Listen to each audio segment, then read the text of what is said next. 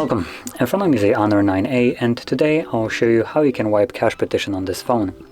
So to get started, you want to hold power key, and from here select power off.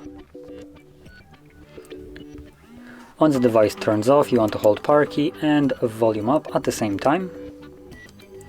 And when you see the Honor logo on the screen, let go of the power key but keep holding volume up.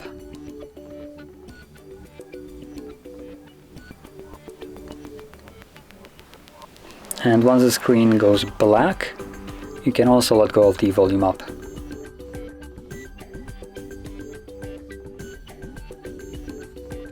From here, all you need to do is select clear data and then clear, or not clear, but wipe cache partition. As you can see, this will begin. It's fairly quick, and there we go, it's already done. So from here we can select back and then restart, and this will take us back to Android.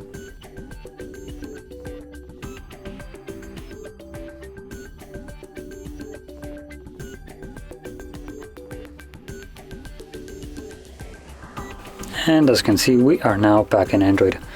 So if you found this video helpful, don't forget to hit like, subscribe, and thanks for watching.